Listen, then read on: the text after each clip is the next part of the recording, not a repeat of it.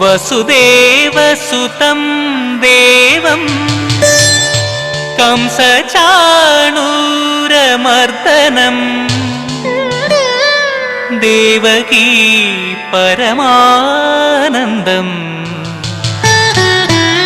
കൃഷ്ണം വന്ദേ ജഗൽഗുരും.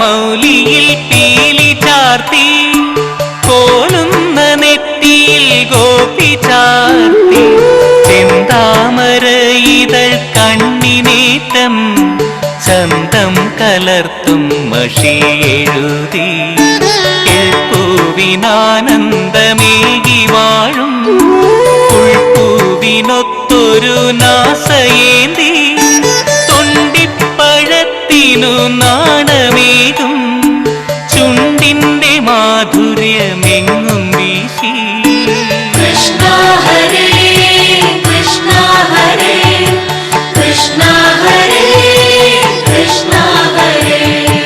കർണങ്ങളിലുള്ള കുണ്ടലങ്ങൾ ഗണ്ഡതലങ്ങളിൽ മിന്നലാർന്നു ഹാരാദിയാഭരണങ്ങളേന്തി മാറിന്നു ശോഭ ഇരട്ടിയാക്കി. കൃഷ്ണം വന്ദേ ജഗൽഗുരും ശ്രീകൃഷ്ണം വന്ദേ ജഗൽഗുരും ശ്രീകൃഷ്ണം വന്ദേ ജഗൽഗുരും ശ്രീകൃഷ്ണം വന്ദേ ജഗൽഗുരും കൃഷ്ണം വന്ദേ ജഗൽഗുരും ശ്രീകൃഷ്ണം വന്ദേ ജഗൽഗുരും ശ്രീകൃഷ്ണം വന്ദേ ജഗൽഗുരും ശ്രീകൃഷ്ണം വന്ദേ ജഗൽഗുരും.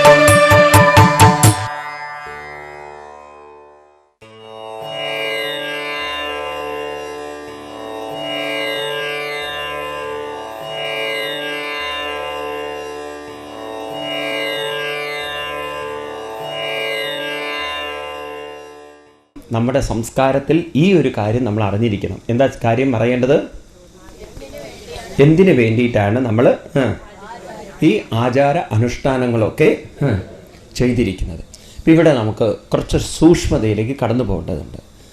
നമ്മുടെ സംസ്കാരം എന്ന് പറയുന്നത് അറിവിലൂടെയും അനുഭവത്തിലൂടെയും ഉരുത്തിരിഞ്ഞ സംസ്കാരമാണ്. ഭാരതീയ സംസ്കാരം എന്ന് പറയുന്നത് it's born out of deep knowledge and deep experience. അത്ര ആഴത്തിലുള്ള അനുഭവത്തിലൂടെയാണ് അത് വന്നിരിക്കുന്നത്. അതുകൊണ്ട് അങ്ങനെയുള്ള അനുഭവം അനുഭവിച്ചവരെയാണ് ഗുരു എന്ന് പറയുന്നത്. ഗുരു എന്ന് പറഞ്ഞാൽ അർത്ഥം പാട്ട് പഠിപ്പിക്കുന്ന ടീച്ചർ എന്നല്ല അർത്ഥം. അങ്ങനെയല്ല. എൻ്റെ ഗുരുനാഥന എന്ന് പറഞ്ഞാൽ പൊതുവേ ഗുരു എന്ന് ആരെയാ പറയുക? ഡാൻസ് പഠിപ്പിക്കുന്നവരും പാട്ട് പഠിപ്പിക്കുന്നവരെയാണെന്നപ്പോൾ നാട്ടുകാർ പൊതുവെ എന്താ വിളിക്കുന്നത്? ഗുരു എന്ന് പറയുന്നത് ആണോ അല്ലയോ? അപ്പോൾ അങ്ങനെയായിപ്പോയി നമ്മുടെ ഗുരു എന്ന്. ശരീരം ഇളകിക്കഴിഞ്ഞാൽ അത് ഇളക്കം പഠിപ്പിക്കുന്നവരൊക്കെ ആരായി തീർന്നു? ഗുരുക്കന്മാർ. പക്ഷെ ഗുരു എന്നുള്ള ശബ്ദത്തിൻ്റെ ഡീപ്പറായിട്ടുള്ള അർത്ഥം എന്താണെന്നറിയോ? എന്താ അർത്ഥം? ഗു എന്നുള്ള ശബ്ദത്തിന് അജ്ഞാനം, അന്ധകാരം. രു എന്നുള്ള ശബ്ദത്തിന് പ്രകാശം എന്ന് പറഞ്ഞാൽ എന്താർത്ഥം? പ്രകാശം കൊണ്ട് അജ്ഞാനത്തെ നീക്കുന്നവരെയാണ് ഗുരു എന്നുള്ള ശബ്ദം കൊണ്ട് അർത്ഥമാക്കുന്നത്. ശ്രദ്ധിക്കുക, അപ്പം നിങ്ങൾക്ക് മനസ്സിലാവും. ഗു എന്ന് പറയുമ്പം നമ്മുടെ ചുണ്ടൊന്നു കൂടി ഒരു ഗുഹ പോലെയായോ? ഗു ഉണ്ടോ? ആ ശബ്ദങ്ങളുടെ സയൻസാണ് ഞാൻ പറഞ്ഞു തരുന്നത്. ഗുഹയുടെ ഉള്ളിൽ എപ്പോഴും വെളിച്ചാണോ ഇരുട്ടാണോ? ഇരുട്ടാണ്. രു എന്ന് പറയുമ്പോൾ നമ്മുടെ നാവ് മേൽചുണ്ടുമായി ഒന്ന് സ്പർശിക്കുന്നുണ്ടോ? ഉണ്ടോ?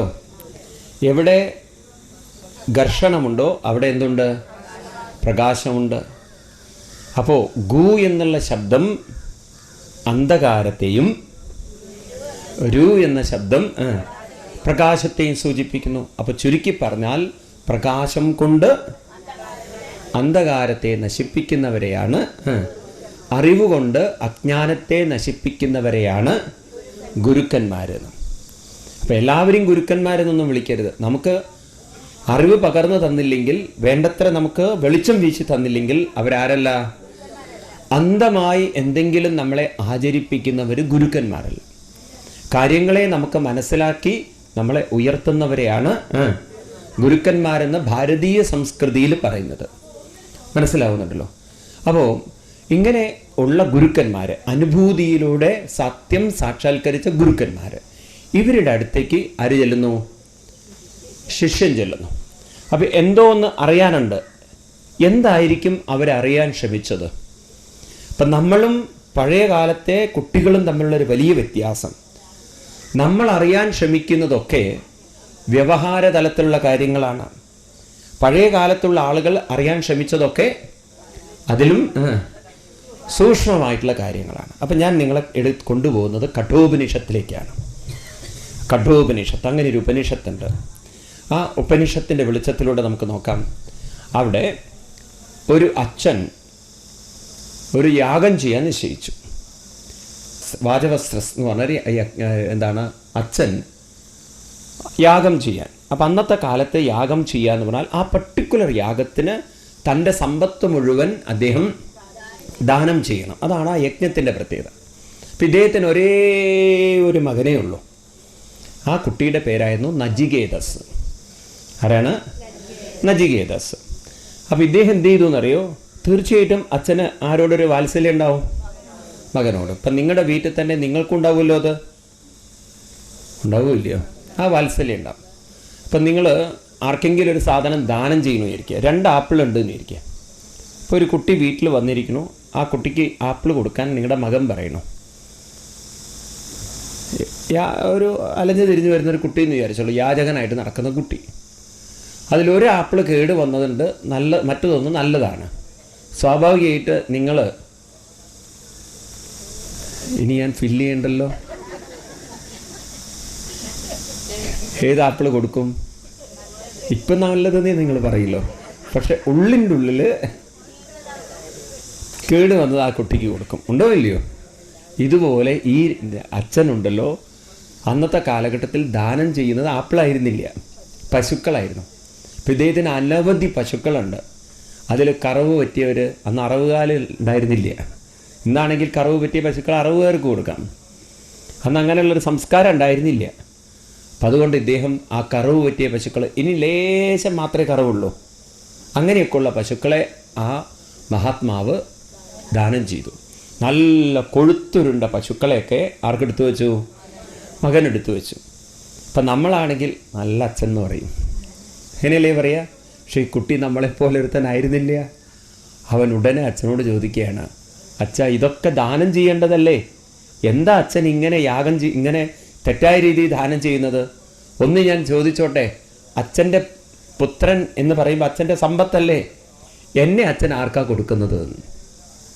ഏതെങ്കിലും കുട്ടികൾ എന്തെങ്കിലും ചോദിച്ചിട്ടുണ്ടാവും അങ്ങനെ ചോദ്യം? എന്നെ അച്ഛൻ ആർക്കാ കൊടുക്കുന്നതെന്ന്. അപ്പം നമ്മുടെ നാട്ടിലൊരു ഭാഷയുണ്ട്, എന്താ അറിയോ? വല്ലാതെ മക്കൾ ഉപദ്രവിച്ചു കഴിഞ്ഞാൽ കാലനും കൂടെ കോളില്ലല്ലോ ഈശ്വര എന്ന് പറയും. പഴയ ആളുകളുടെ ഭാഷ. ഇപ്പോഴുള്ളവരതൊന്നും പറയില്ല. ഇന്ന് പിന്നെ ആറ്റുനോറ്റൊന്നല്ലേ ഉള്ളൂ. പണ്ടുള്ളവരങ്ങനെ പറയാറുണ്ടോ? കേട്ടിട്ടില്ല. കാലനും കൂടെ കോളില്ലല്ലോ എന്ന് പറഞ്ഞാൽ എന്തൊരു ഉപദ്രവമാണെന്നാണ് പറയുന്നത്. അദ്ദേഹത്തിൻ്റെ നാവിൽ നിന്ന് അങ്ങനെ ഒരു ഭാഷ വന്നു. അദ്ദേഹം പറഞ്ഞു, നിന്നെ ഞാൻ കാലന് കൊടുക്കുന്നു. കാലന് കൊടുക്കും എന്ന് അച്ഛൻ പറഞ്ഞപ്പോൾ ആ കാലഘട്ടത്തിൽ ഇന്നത്തെ പോലെ ആയിരുന്നില്ല സംസ്കാരം. യാഗദീക്ഷ എടുത്ത് എന്തെങ്കിലും ഒന്ന് പറഞ്ഞിട്ടുണ്ടെങ്കിൽ അത് ചെയ്തിരിക്കണം. കുട്ടി പിന്നെ യമരാജാവിൻ്റെ അടുത്തെത്തുകയാണ്. അവിടെ നിന്ന് ഇറങ്ങിപ്പോയി കുട്ടി. അച്ഛൻ പറഞ്ഞതുപോലെ ഏൽക്കണമല്ലോ കാര്യം. ഇവിടെ നിങ്ങൾ ചോദിക്കരുത് എങ്ങനെ യമരാജാവിൻ്റെ അടുത്തെത്തി എന്നുള്ളത്. ആ ചോദ്യം അവിടെ നിൽക്കട്ടെ. എന്തായാലും കുട്ടി യമരാജാവിൻ്റെ യമലോകത്തിലെത്തുമ്പം യമരാജാവ് ഉണ്ടായിരുന്നില്ല. അദ്ദേഹം കേരള ടൂറിലായിരുന്നു. അദ്ദേഹത്തിന് ഇടയ്ക്ക് ടൂറൊക്കെ ഉണ്ട്, യാത്രയിലായിരുന്നു അദ്ദേഹം. ഈ കുട്ടി ഉണ്ടല്ലോ, യമരാജാവ് അവിടെ ഇല്ല എന്ന് കേട്ടപ്പോൾ, വാച്ച്മാനോട് ചോദിച്ചപ്പോൾ ഇല്ല എന്ന് കേട്ടപ്പം ഗേറ്റിൽ കാവൽ നിന്നോന്നാണ്. അദ്ദേഹം വരുന്നത് വരെ ഭക്ഷണവും ഇല്ല, വെള്ളവും ഇല്ല, കണ്ടേ അടങ്ങൂ എന്നുള്ളൊരു വാശി. ആർക്ക്? നചികേതസിന്. ഈ പറയുന്ന സ്ഥലമൊക്കെ അത്ര നല്ല എളുപ്പമുള്ള സ്ഥലമൊന്നല്ലേ. എവിടെയാണ് പോയിരിക്കുന്നത്? യമലോകത്തിൽ. അപ്പോൾ 3 ദിവസം കഴിഞ്ഞിട്ടാണ് ആര് വരുന്നത്? യമരാജാവ് വരുന്നത്. യമരാജാവ് നേരെ വീട്ടിൽ കയറി. ഏത് ഗേറ്റിൽ കൂടെ കയറി എന്നല്ല, അദ്ദേഹം കണ്ടില്ലേ കുട്ടിയെ. മിസ്സിസിനോട് എന്തൊക്കെയാണ് വിശേഷം എന്ന്, കോൾ ഉണ്ടായിരുന്നോ, ലെറ്റർ ഉണ്ടായിരുന്നോ എന്നൊക്കെ ചോദിച്ചപ്പോൾ അപ്പോഴാണ് മിസ്സിസ് പറയുന്നത്, അങ്ങയെ കാണാൻ വേണ്ടിയിട്ട് ഒരു കുട്ടി വന്നിട്ടുണ്ട്, 2-3 ദിവസമായിട്ട് പട്ടിണിയായിട്ട് എവിടെ കിടക്കണോ. ആ കുട്ടിയെ വിളിക്കാൻ പറഞ്ഞപ്പോൾ തേജസ്സാർന്ന കുട്ടിയെ കണ്ടതും തൊഴുത് കാലൊക്കെ കഴുകി പൂജിച്ചു. സാധാരണ യമരാജാവ് ഇങ്ങനത്തെ ട്രീറ്റ്മെൻറ്റ് തരുമോ? ആർക്കാ ഇങ്ങനത്തെ ട്രീറ്റ്മെൻറ്റ് കൊടുക്കുക? യമരാജാവിനെ പോലും പേടിക്കാത്ത ഒരാൾക്ക് അത്ര ഒരു ആദരവ് കാണിച്ചിട്ട് പറഞ്ഞു, ഉണ്ണി, നിൻ്റെ ആ നിഷ്ഠയ്ക്ക് മുമ്പിൽ ഞാൻ തോറ്റുപോയി, നിനക്ക് ഞാൻ 3 വരങ്ങൾ തരാം. അങ്ങനെ കുട്ടിക്ക് 3 വരങ്ങൾ കൊടുക്കുകയാണ് ആര്? യമരാജാവ്. ഇതാണ് കഥയുടെ തുടക്കം. അപ്പോൾ 1ാമത്തെ വരം കിട്ടിയ ചാൻസ് കിട്ടിയ നമ്മളെന്താ പറയുക? യമരാജാവിനെ കാണാൻ നിങ്ങൾക്കൊരു ഭാഗ്യം കിട്ടിയാൽ നിങ്ങൾ എന്താ പറയുക? മരിക്കരുത് നല്ലൊരു വരം ഉണ്ടോ ഇല്ലയോ? ശരി. 2ാമത്തെ വരം ആദ്യം അവനവൻ്റെ കാര്യം പറയും, പിന്നെ പറയുക എൻ്റെ ഭർത്താവും എൻ്റെ മക്കൾക്കൊക്കെ മരണം ഉണ്ടാവരുത്, ആയുസിട്ട് കൊടുക്കണം എന്നല്ലേ പറയുക. ഒരിക്കലൊരു ഭാര്യയും ഭർത്താവും കൂടെ ഗുരുവായൂർ അമ്പലത്തിൽ പോയി. 2 പേരും തൊഴുത് പുറത്തിറങ്ങിയപ്പോൾ ഭാര്യ ഭർത്താവിനോട് ചോദിച്ചു, നിങ്ങൾ എന്താ പ്രാർത്ഥിച്ചതെന്ന്. ഉടനെ ഭാര്യ പറയുകയാണ്, ഞാൻ സത്യമായിട്ട് പ്രാർത്ഥിച്ചെന്താ വെച്ചാൽ ഇനിയും എനിക്കൊരു 7 ജന്മങ്ങൾ വേണമെന്ന്. ഗുരുവായൂരപ്പനോട് പ്രാർത്ഥിച്ചിരിക്കുകയാണ്. അത്രേ പ്രാർത്ഥിച്ചുള്ളൂ. അല്ല, 7 ജന്മത്തിലും നിങ്ങൾ തന്നെ എൻ്റെ ഭർത്താവായിരിക്കണമെന്ന്. ഭർത്താവ് വിചാരിച്ചില്ല ഇങ്ങനെ ഒരു പാര അവൾ വയ്ക്കുന്നത്. ഗുരുവായൂരപ്പനോട് അവൾ ചോദിച്ചിരിക്കുകയാണ് 7 ജന്മങ്ങളിൽ ഇതേ ഭർത്താവിനെ കിട്ടണമെന്ന്. അപ്പോൾ ഇത് കേട്ട ഭർത്താവ് ഒന്നും പറഞ്ഞില്ല, കണ്ണടച്ചു. ഉടനെ ഭാര്യ ചോദിച്ചു, നിങ്ങളെന്താ പ്രാർത്ഥിച്ചതെന്ന്. ഉടനെ ഭർത്താവ് പറയുകയാണ്, ഞാനും ഭഗവാനോട് ഒരു കാര്യം പ്രാർത്ഥിച്ചു എന്ന്. എന്താ അത്? ഇതാവട്ടെ ഗുരുവായൂരപ്പ 7ാമത്തെ ജന്മം എന്ന്. മനസ്സിലായില്ലേ? ഇത് തന്നെ ആവട്ടെ ഞാൻ 7ാമത്തെ ജന്മം എന്ന്. ഇതുപോലെ നമ്മൾ ആയുസിട്ട് കൊടുക്കാൻ പറയും. 3ാമത്തെ വരം നമ്മുടെ ബന്ധുക്കളെക്കുറിച്ച് പറയും, ഉണ്ടോ ഇല്ലയോ? ഈ കുട്ടി 1ാമത്തെ വരം ചോദിക്കുന്നത് തീർച്ചയായിട്ടും ഞാൻ തിരിച്ചു പോകുമ്പം എന്നെ പ്രേതമായി അച്ഛനും അമ്മയും കാണരുത് എന്ന്. കാരണം വരുന്ന സ്ഥലം, മരിച്ചുപോയ ഒരാൾ പിറ്റേ ദിവസം വന്നു കഴിഞ്ഞാൽ ഉൾക്കൊള്ളാൻ പറ്റുമോ? ഉണ്ടോ ഇല്ലയോ? ഉൾക്കൊള്ളാൻ പറ്റുമോ? ഞാനിത് പറയുന്നത്, ഞങ്ങൾ ഒരിക്കൽ ഗുരുവായൂരിലൊരു ആംബുലൻസ് ഇട്ടു. ആംബുലൻസ് ഇട്ടിട്ട് ഒരാൾ ആംബുലൻസിൻ്റെ ഡ്രൈവർ ആകുമെന്ന് ഒരാളൊരു അനുഭവം പറയുകയാണ്. എനിക്ക് അതിശയായിപ്പോയി ഇദ്ദേഹത്തിൻ്റെ ഒരു അനുഭവം. ഇദ്ദേഹം പണ്ട് ഇവിടെ പാമ്പാടി എന്ന് പറഞ്ഞൊരു സ്ഥലമുണ്ട്. ഇപ്പോൾ ആരോ മരിച്ചപ്പോൾ അദ്ദേഹത്തിൻ്റെ ബോഡി പാമ്പാടിയിൽ കൊണ്ട് ഇറക്കി വിടാൻ വേണ്ടി പോയി. ബോഡിയൊക്കെ ഇറക്കി ഇദ്ദേഹം വണ്ടി തിരിച്ചു കൊണ്ടുവരികയാണ്. മെറ്റഡോർ വണ്ടി, ആംബുലൻസ്. ഇപ്പോൾ എവിടെയോ ഒരു ചായക്കടയുടെ അവിടെ നിർത്തി ചായയൊക്കെ കുടിച്ച് കയറി വണ്ടി ഓടിക്കുന്ന സമയത്ത് ഡ്രൈവറുടെ പുറകിലൊരു നെറ്റുണ്ട്. അതിലൂടെ കൈയൊക്കെ അങ്ങോട്ടും ഇങ്ങോട്ടും ഇടൊക്കെ ചെയ്യാം, പുറകിലുള്ളവർക്ക് എന്തെങ്കിലും കൊടുക്കാനൊക്കെ ആയിട്ട്. കുറച്ച് കഴിഞ്ഞപ്പം ഡ്രൈവറുടെ പുറകിൽ നിന്നൊരു കൈ അങ്ങനെ നീണ്ടു വരുന്നു. അതും ശോഷിച്ച കൈ. ചോദിക്കുന്നത്, ഒരു തീപ്പെട്ടി തരുമോ എന്നുള്ള. ഈ കൈ തട്ടിയിട്ട് തോളിത്തട്ട് ശബ്ദമൊന്നുമില്ലേ, തോളി തട്ടിയിട്ടാ പിന്നെ തീപ്പെട്ടി തിരിഞ്ഞു നോക്കിയത്. പിന്നെ അദ്ദേഹത്തിന് എന്താ സംഭവിച്ചതെന്ന് അറിയില്ല. വണ്ടി കൊണ്ടുപോയി ഒരു മരത്തിലിടിച്ച് ബോധമില്ലാതെ ഹോസ്പിറ്റലിലെത്തി. പിന്നെയാണ് മനസ്സിലായത് ബോധമൊക്കെ വന്നപ്പോൾ എന്താ ഉണ്ടായത് വെച്ചാൽ, ചായക്കടയുടെ അവിടെ നിർത്തിയപ്പം ഒരു ഭ്രാന്തൻ അവിടെ അലിഞ്ഞു തിരിഞ്ഞ് നടക്കണ്ടായിരുന്നു. ഇവൻ പുറകിൽ ഡോറൊക്കെ തുറന്ന് അതിൻ്റെ അകത്ത് കയറി. പാവത്തിനറിയില്ലല്ലോ ഇങ്ങനെ ഒരു കുന്തമുണ്ടെന്നുള്ളത്. ഇയാളുടെ മനസ്സിലേക്ക് കയറിയത് അവിടെ ഇപ്പം ഇറക്കിയിട്ടുള്ളേ. അതെങ്ങനെയുണ്ട് വരുന്നത് മനസ്സിലായില്ലേ? സത്യം നടന്നൊരു കഥയാണ്, ഇല്ലാത്ത കഥയല്ലേ. അത്ര ഒരു ശക്തി മനസ്സിനുണ്ട് പറയാൻ. മരിച്ചുപോയ ഒരാൾ ഇനി വേറൊരു അനുഭവം ഉണ്ട്. ഇതൊരു സംഭവം നടന്നതാണ്. ഒരു ഉദ്യോഗസ്ഥൻ, അദ്ദേഹത്തിൻ്റെ സ്ഥിരം വരുന്ന ഡ്രൈവർ അന്ന് വന്നില്ല. അപ്പം അവനോട് പറഞ്ഞു താൻ വേറെ ഡ്രൈവറെ ആക്കി തരാൻ. അവൻ കഷ്ടകാലത്തിനാക്കി കൊടുത്ത ആംബുലൻസ് ഡ്രൈവറെ. ഓഫീസിലേക്ക് പോകുന്ന സമയത്ത് ഒരു 1-1.5 മണിക്കൂർ കാറിലിരിക്കണം. ഈ ഉദ്യോഗസ്ഥൻ അതിൽ കിടന്ന് ഉറങ്ങിപ്പോയി. ഈ ചങ്ങാതിണ്ടല്ലോ ഒരു സൈഡിൽ വണ്ടിയൊക്കെ നിർത്തി കാപ്പിയൊക്കെ കഴിച്ച് വരുന്നുണ്ട്. ഇയാൾ കണ്ണ് തുറന്ന് നോക്കുമ്പോൾ വളരെ ലേറ്റായിട്ടാണ് അവൻ വരുന്നത്. താനെന്ത് തോന്നിവാസാടോ ചെയ്ത്, എനിക്ക് ഓഫീസിൽ പോകണമെന്ന് അറിയില്ലേ എന്ന്. ഉടനെ അവൻ പറയാണ്, ഞാൻ ആംബുലൻസ് ഡ്രൈവറാണ് സാറിന്. കാരണം അതിൽ പോകുന്നവർക്കൊന്നും അത്ര ധൃതി ഉണ്ടാവാറില്ല.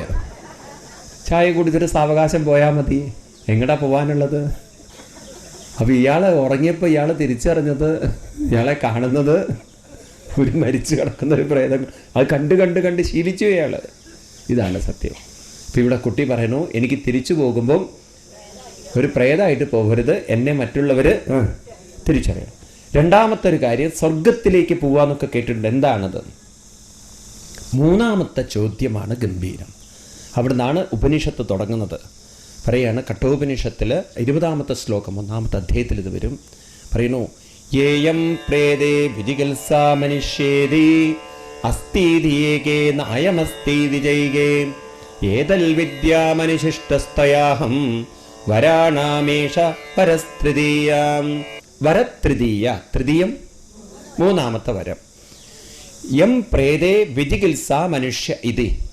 മനുഷ്യപ്രേതേ, മനുഷ്യൻ ശരീരം വിട്ടാൽ അല്ലെങ്കിൽ മരണസമയത്ത് ചിലർ പറയുന്നു ഏകേ, ചിലർ പറയുന്നു അയം അസ്തി, ഇത് വിട്ടുപോകുന്നു എന്ന്. ചിലർ പറയുന്നു ന അസ്തി, ഇത് വിട്ടുപോകുന്നില്ല. അപ്പം ആരെക്കുറിച്ചാണ് പറയണത്? ശരീരത്തിൽ നിന്ന് ആരോ വിട്ടുപോകുന്നു എന്ന് ചിലർ പറയുന്നു. ചിലർ പറയുന്നു ആരും വിട്ടുപോകുന്നില്ല. അപ്പോൾ ശരീരത്തെക്കുറിച്ചാണോ പറയുന്നത്? ശരീരവുമായി ബന്ധപ്പെട്ട